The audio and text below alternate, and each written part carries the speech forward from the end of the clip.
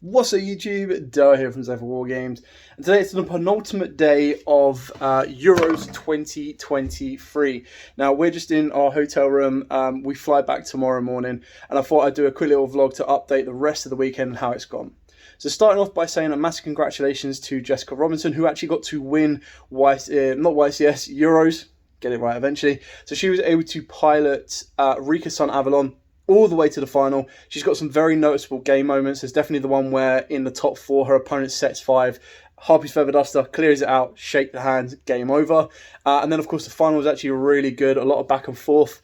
Watching it was quite nervy, because obviously it looked like Jessica kind of lost it. Like game one, it was going onto her opponent's kind of side. A lot of momentum was there, and then she was able to bring that back during game two. Was able to get into game three where first damage was being kind of calculated, which is a bit of a weird way of going about it. But it was like the first life point change. But it was really impressive to kind of watch the playstyle she was working with and how she played around Nibiru, how she was able to kind of play around, like she played round one imperm and then got hit with a second. How she was playing around ashes and baiting stuff out, making sure that she didn't reduce her own life points through plays and was able to still make to build up and gain life points to get the overall win. So that's the second kind of like European Championships that has been won by Rika Sun Avalon. Obviously, the previous one was a friend of hers, which was Marcus Patel. And then the one that kind of brought Rika to the limelight was back in Nationals, with Alex Robinson getting second place at UK Nats with Rika Sun Avalon. And it's still a deck that is incredibly powerful, and it's kind of skirting by, like, you saw it in the final, then not a lot of people actually know exactly what the deck does and how it operates. So that does cause a lot of issues for people when they're trying to figure out, okay, well, I need to take my time to read these cards, figure it out. And the issue is, as soon as Concon's on the board, everything is just fodder, because it's all going to get tributed for cost. And that's insanely powerful.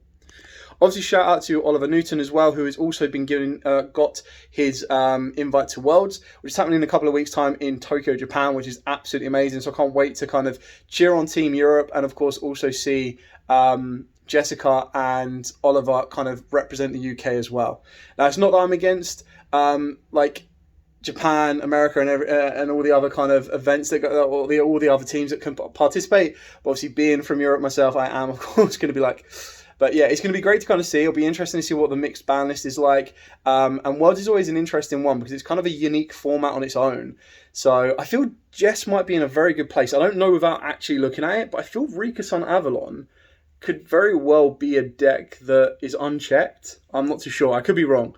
But that would also be interesting to see if more people pick up on Rika Sun Avalon, or if they go down the direct route of what would be considered meta at that exact time to what could be used. For myself, for today, so we went and did a couple of side events. So I started off by doing tag in the morning. What a bad mistake that was. So we were rushing so hard, we forgot to fit in a deck list. When we eventually did fit in a deck list, we were like round one, panicking, rushing. And we found out that tag duels, obviously we knew they were best of one, but what we didn't realise was they were only 30-minute games. And the issue with something like that is barely anyone gets a turn. Like you're lucky if you get 5 minutes per turn. So our round one, we was up against Flunder Vanquish Souls. I was playing Vanquish Soul and Donald was playing Madolce. We lost the dice roll. Our opponent went first. Flunder dropped D-Shifter, and that was pretty much it from there. It was an uphill battle. Round two, we ended up facing Runic and Pearlies. And there was an announcement that was made over the Tannoy saying that round two was starting. We rushed to get there because we were like, hang on, we didn't even hear that the rounds were up. Got there, shuffled, did our play. Donald opened up a cracked hand, was comboing off. The rest of the tables down from us were playing as well. And next thing we know, a judge comes by and says, you haven't started yet. And we was like, hang on, the Tannoys told us we could. And they're like, no, you haven't started. So they said, what you got to do is you've got to put all your cards back into the deck, you've got to shuffle out, and you've got to start again. Unfortunately, when we did that, Donald's cracked combo was no longer there. And again, it was a bit of a grind. But this just kind of shows you how half an hour isn't long enough. So Donald had a turn. The opponent had a turn, which was playing Runic. Came back to myself. I had a turn. Came back to the following opponent, who was on Pearly, and the Pearly player finished setting up their combos, and I went back to Donald, and time was called during Donald's main phase. Like that's how quick that half an hour went.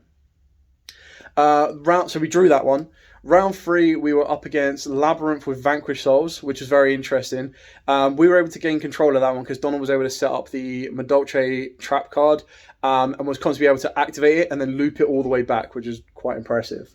So we had to win that one. And then round 4 was horrible. So literally round 4, our opponents were playing double Runic. But the thing is, they were playing double Runic with Ancient Leaf as well. So he went double Runic. He milled Kelbeck. He milled everything else. Literally, my entire deck was near enough gone. And then they pretty much decked it out. So we didn't even get a turn. So literally it went, my opponent went, built up an entire board, Baron and everything, milled my deck for about half, if not more so. Went to Donald. Donald tried to build a board. He really couldn't. He didn't have enough to do. He got negated and stopped and everything. And my deck just kept getting milled and milled and milled. And then it went to my turn. No, it didn't even get to my... I don't think it got to my turn.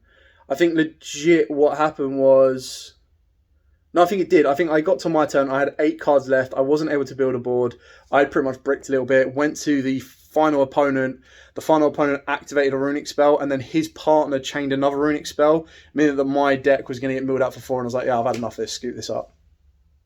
I then made the bad decision of doing a 3v3, so I did a 3v3 with Joe. I went back to go second Kashteras.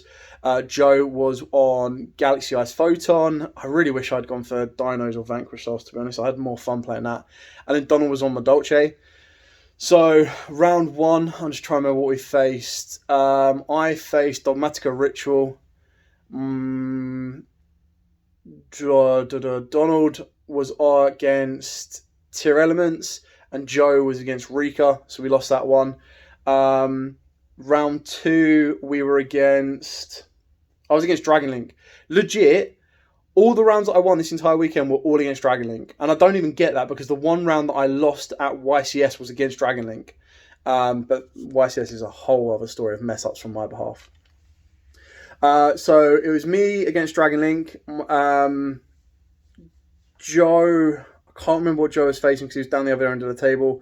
Donald was up against Rika, I believe. I could be wrong on that one. And then the last one we played, Joe was up against Vanquish Souls. Donald was up against Tier Elements again, and I was up against Labyrinth. And I got Labyrinth to game 3. He just opened up 2 Judgments and a Gozen. I was like, I couldn't... 2 Judgments, a Gozen, and a Nibiru, and I just couldn't get past it. So we ended up getting to like 2 minutes before time, constantly grinding out, and I was digging for my final out. So I went for like Duster. It got Judgmented. I went Cosmic Cyclone. It got Judgmented. I was then just digging for my final Cosmic, and it just wasn't happening. So that was a tough game, and we didn't... I was like, I'm not... We kind of scooped and dropped out on that one, which is a bit sad. I picked up a couple of cool cards. So one of the cards that I was really happy I picked up was, just for personal collection, is this... so it's a Ghost Rare. Apologies, the light's not great. Let me see if I can... Probably could have done... Oh, wrong. I don't know if that's better or darker or what. There should have been a light on here. Anyway, it's a PSA graded 9. I'll do a proper video on this before. It's a PSA graded 9 Dark Magician Girl from Ghost from the Past 2. Like, if it was Dark Magician, busted. But it was like... The person had this, and I was like, I don't own any slated cards, and he wanted a second Starlight Quem that I had, and I was kind of like, number one, I hope that Branded don't start playing a second Quem as like a staple thing. Not happening. And I was like, okay, well, I don't think I'm going to use it. This one's just probably going to sit in binder, or going to be easy sell fodder. And he said that he would upgrade, or let me trade into a Dark Magician Girl, and I was like, well, only because number 1, it's a Dark Magician card, number 2, it's a Ghost, and I love Ghost cards, and number 3, it's a PSA 9, which is pretty decent. I scanned it and checked it, it's all legit, so happy with that one. Thank you very much. I did pick up another couple of cards. I spent a bit of money this weekend. I've picked up like a couple of CRs that were really cheap, just for decks that I think really nice, and everything else. Overall, Euros is always a fun weekend. I've had a great weekend with the guys. They're all downstairs now in Carl and Rob's room, and they're watching... Enrique Iglesias on Netflix, which is definitely fun. I came up here to do this vlog to try and get it uploaded. I've tried to kind of keep some little bits of content coming through for you lot. Obviously, I want to do more. I will be doing more duels, deck profiles and everything else when I get back.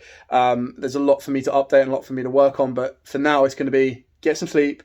We've had food, get some sleep, get home, kind of recharge our brains and everything, and then go again. Leading up to, I believe it's OTS Championship next weekend. And then the weekend after, and then it will start to slowly move into Dueling Nexus set, which is going to be awesome, and then that's going to feed into the new season, basically. Anyway, thank you so much for watching. If you do have any questions at all, whether it be in general about the channel, whether it be about Euros and how you get involved with it, how you do it, the best way of booking, anything like that, by all means, please put in the comments down below. Euros are an absolutely amazing weekend with the right people and everything else. But for now, thank you so much for watching. Massive shout out to Jessica Robinson winning on Euros 2023. Can't wait to see how Worlds goes for every single one of you that have qualified. Dinkabui and, of course, Oliver Newton as well, plus everyone. So, thank you so much for watching. Like, comment, subscribe, share. Till next time, guys, as absolutely always, stay safe. And, of course, happy dueling.